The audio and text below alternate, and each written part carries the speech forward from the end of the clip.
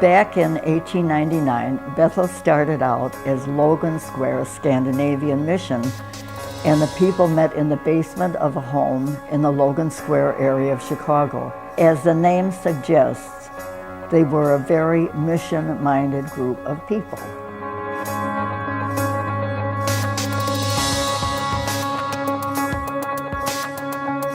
During the early 1900s, Anna Gunderson was the Sunday school superintendent. Anna met and married John Christensen, and soon afterwards they left to be missionaries to Venezuela. No plane rides to their destination, of course, just aboard a ship with all their earthly belongings and days of travel. These were Bethel's first missionaries. My first encounter with missionaries was after Arthur and Fanny Jensen, parents of Ruth Hart, left to go to Africa as part of the Swaziland mission team.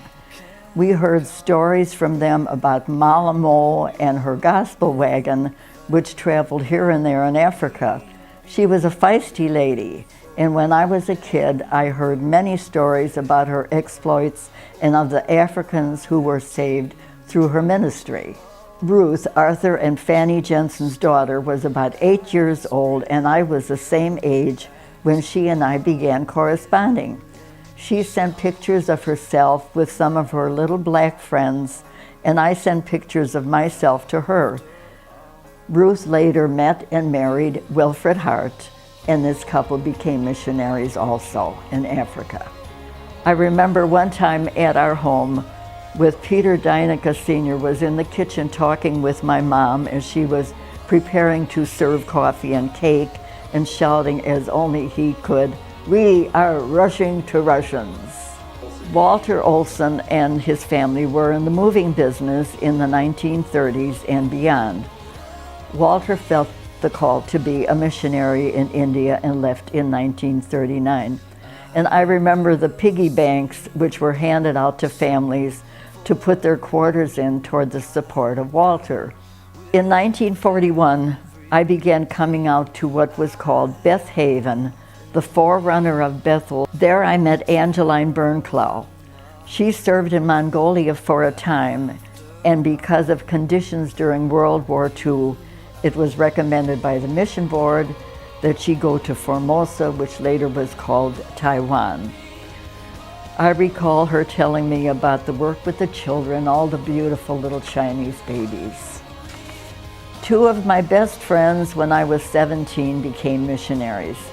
Virginia Schulenberg went to India in 1951 and served for 10 years before her health declined. She told me about the rats as big as cats roaming the streets there and the unhealthy conditions. She worked in a medical dispensary and also spent a year working in a hospital. The last year she was there, she contracted malaria 14 times. The doctors there advised her return to the U.S., so after 10 years of ministry, she left in 1961. Arlene Nystrom served at Bethel in the Sunday school and youth work.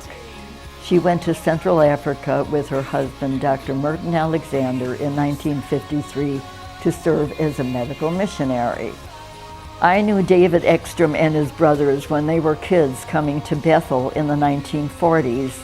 Dave met Helen in college, and they were married in 1950, and I sang at their wedding. So they loaded the car with their double bed, 2 horse saddles, a barrel of dishes, and everything they owned except their wood stove, which had to be shipped by boat. Once when I needed to get some information from them, I had no alternative but to call. They had no phone, but there was a phone on the street corner, which the whole neighborhood used. This meant whoever answered the phone had to go to their house and have them come down. Now it's just a few minutes by email. There are so many others through the years who served as missionaries up to this point, and these are now just a part of the them. I can't comprehend your